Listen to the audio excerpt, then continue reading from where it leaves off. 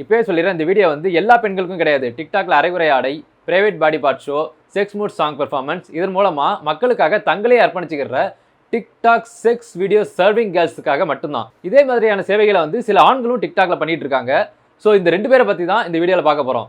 அது மட்டும் இல்லாமல் இந்த வீடியோவில் 18+ வார்த்தைகளை நான் அப்பட்டமாக பேச போகிறேன். மேலும் பல முரண்பாடுகள் இந்த வீடியோவில் இருக்க போகிறதுனால கமெண்ட் பண்ணுறவங்க இந்த வீடியோ ஃபுல்லாக பார்த்துட்டு கமெண்ட் பண்ணால் நல்லாயிருக்கும். முதல்ல டிக்டாக்ல அரைங்குறையமாக தெரிகிற ஆண்களை பற்றி பார்க்கலாம். ஆண்கள் ஒரு இடத்துல மேல் சட்டை போடாமல் நின்னா கூட பொது சமூகத்தால் அது ஒரு குற்றமாக பார்க்கப்படுறது இல்லை. அதுக்காக எல்லா இடத்துலையுமே மேல் சட்டை போடாமல் நின்னா எப்படி இருக்கும்? இப்போ ஜிம்முக்கு போகிற பசங்களாம் பாருங்க ஃப்ரெண்ட்ஸ், நான் பாடி பில்டிங்லாம் பண்ணிட்டு இருக்கேன், பார்த்தீங்களா உடம்பெல்லாம் கட்டிக்கிட்டே இருக்குது, பார்த்தீங்களா எவ்வளோ அவார்ட்ஸ்லாம் வாங்கியிருக்க பாருங்க அப்படின்னு ஏதாவது ஒரு வீடியோவில் உடம்பை கட்டி போடலாம். ஆனால் எல்லா வீடியோலையுமே அரையமனமாக தான் வருவான்னா எப்படி? இதை எதிர்த்து சில பெண்கள் தான் வந்து கேள்வி கேட்குறாங்க. உங்கள் அக்குள் முடியெல்லாம் பார்க்க முடியலடா சாமி, தயவு செஞ்சு டீசெண்டாக ட்ரெஸ் பண்ணிட்டு வாங்கடா வெண்ணங்களா அப்படின்னு கமெண்ட் பண்ணுறாங்க. ஆனால் மற்ற பொண்ணுங்க என்ன பண்ணிட்டு இருக்காங்க தெரியுமா? இந்த மாதிரியான அரையமனவாதிகள் கூட டிவேட் பண்ணி அவங்ககிட்ட பூ வாங்குறதும் அவனோட உடம்பை பார்த்து மூடாயி எக்ஸ்பிரஷனை கொட்டுறதுமா இருக்கிறாங்க. இந்த மாதிரியான செக்ஸ் வீடியோ சர்விங் பாய்ஸ் கிட்ட நான் பேசுறதை விட ஏதாவது ஒரு பொண்ணுங்க வந்து வீடியோவில் 4 கேள்வி நறுக்குன்னு கேட்டிங்கன்னு வச்சுக்கோங்களேன், திருந்துறதுக்கு கொஞ்சமாவது வாய்ப்பு இருக்குது. ஸோ நெக்ஸ்ட் இப்போ நான் வந்து செக்ஸ் வீடியோ சர்விங் கேர்ள்ஸ் கிட்ட வரேன். பொண்ணுங்களே உங்களை வந்து இவ ஒரு ஐட்டம், இவ ஒரு மேட்டர் அப்படின்னு கமெண்ட் பண்ணுற அளவுக்கு இருக்குது டிக்டாக்ல உங்கள் பெர்ஃபார்மன்ஸ். நீங்கள் பார்த்துக்கிட்டே இருங்க, என்னைக்காவது ஒரு நாள் ஒருத்தி வந்து பாவாடையை தூக்கி காட்ட போறா அப்படிங்கிற கண்டென்ட்டை வந்து நான் இதுக்கு முன்னாடியே எழுதி வச்சிட்டேன். ஆனால் பார்த்தீங்கன்னா அதையும் ஒரு பொண்ணு செஞ்சே காமிச்சிட்டாங்க. எனக்கு ரொம்ப நாள் ஒரு டவுட்டு, இந்த மாதிரி கிளாமராக காட்டிட்டு ஆடுற பொண்ணுங்க எல்லாருமே உங்களை ரசிச்சு ஒருத்தன் கமெண்ட் பண்ணானா எதுக்காக கோவப்படுறீங்கன்னு எனக்கு இன்னுமே புரியல. இப்போ ஒரு பொண்ணு வந்து வடிவேல் மாதிரி கெட்ட போட்டுட்டு செம்மையா காமெடி பண்ணுது, அந்த பொண்ணோட கமெண்ட்ல வந்து நம்ம என்ன எழுதுவோம்? ஐயோ உங்க வீடியோ பார்த்தாலே எனக்கு சிரிப்பு சிரிப்பா வருதுங்க தானே சொல்லுவோம்.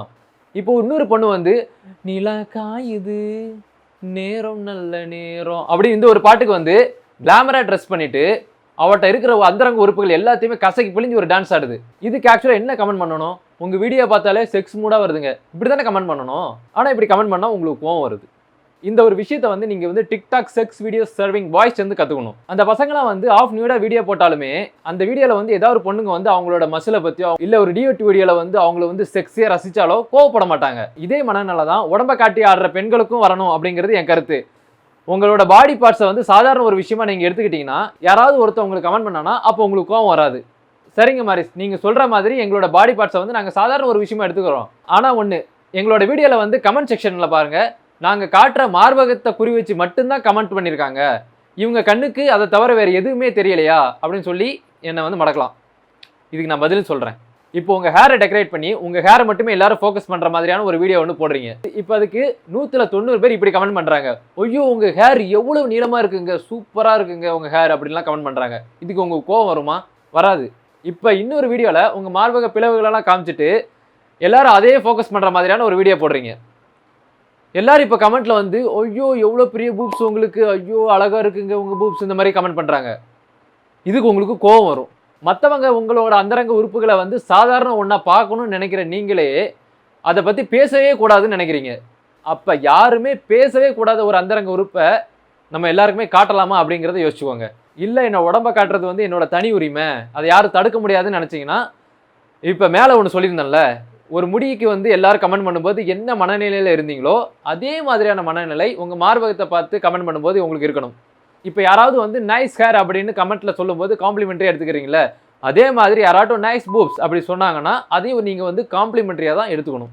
இந்த மனநிலையில் இருந்தீங்கன்னா நீங்கள் எதனாலும் தாராளமாக காட்டுங்க. அடுத்து கப்புள் ஹாட் வீடியோஸை பற்றி சொல்லி ஆகணும். நிறைய கப்புள்ஸ் வந்து ஃபன்னியாக வந்து பண்ணுறாங்க, டான்ஸ் பண்ணுறாங்க, நல்லா தான் இருக்குது அதெல்லாம் பார்க்கும்போது. ஆனால் எனக்கு ஒரு கேள்வி என்னென்னா, இங்கே வந்து எல்லாத்தையுமே செஞ்சு காட்டிடணுமா அப்படிங்கிறது தான். டிக்டாக்ல ஒரு கப்புள் வீடியோ போட்டிருக்காங்க. என்னென்னா ஒரு மூட் சாங் ஒன்று ப்ளே பண்ணிக்கிட்டாங்க. இப்போ ஹஸ்பண்ட் என்ன பண்ணுறான்னா ஒய்ஃபோட கழுத்துலேருந்து மேலேயும் கீழேயுமா கையை வச்சு தடவிட்டு இருக்காரு. அந்த பொண்ணு என்ன பண்ணுறதுன்னா அப்படியே மூடாகி கண்ணுலாம் சொருகிட்டு போகுது மேலே. இது என்னன்னு கேட்டால் பெர்ஃபார்மன்ஸ் தான்.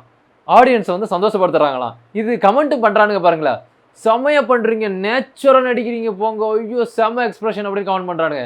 இதுங்க 2 பேருமே ஆக்ட் பண்ணலை, உண்மையிலேயே மூடாகி தான் பண்ணிட்டு இருக்காங்கிறது கூட தெரியாது, தத்தியாக கமெண்ட் பண்ணிட்டு இருக்கானுங்க. இவங்களை கூட கம்முன்னு விட்டுறலாம். ஆனால் இன்னொரு கேட்டகரி இருக்கானுங்க. ஒருத்தர் கமெண்ட் பண்ணுறான், செம்ம எக்ஸ்பிரஷன் தங்கச்சி, சான்ஸ்லெஸ், நான் இதை எதிர்பார்க்கவே இல்லை, I support you all of the time அப்படின்றான்.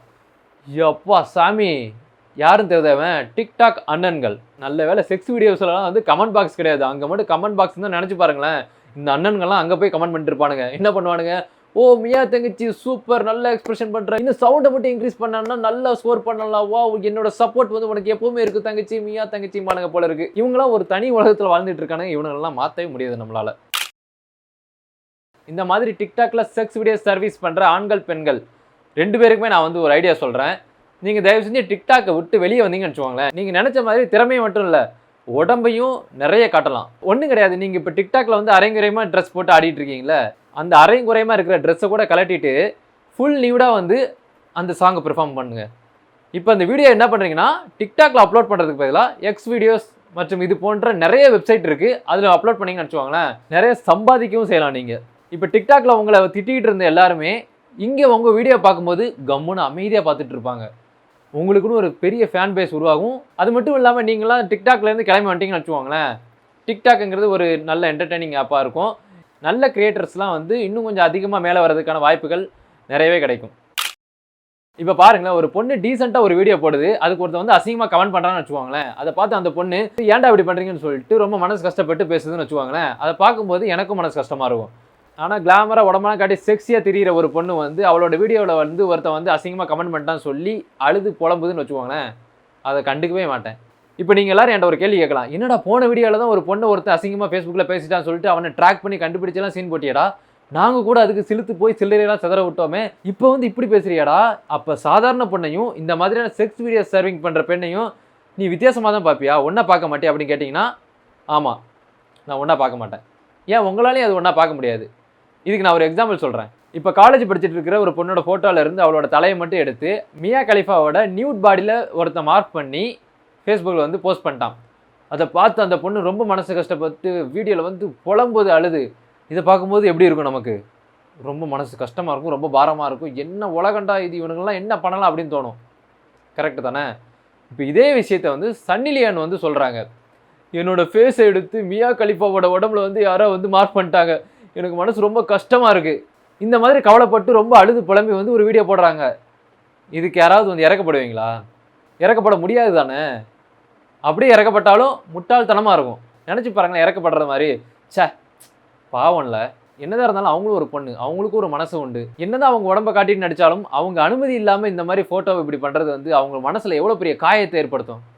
ரொம்ப பாவம்ல, என்ன மாதிரி சமூகத்தில் வாழ்கிறோம் அப்படி சொல்லிட்டு இவங்களுக்கு அதே விஷயத்தை இறக்கப்பட முடியாது. இப்படி இறக்கப்பட்டு பாருங்களேன், ரொம்ப ஃபேக்காக இருக்கும்.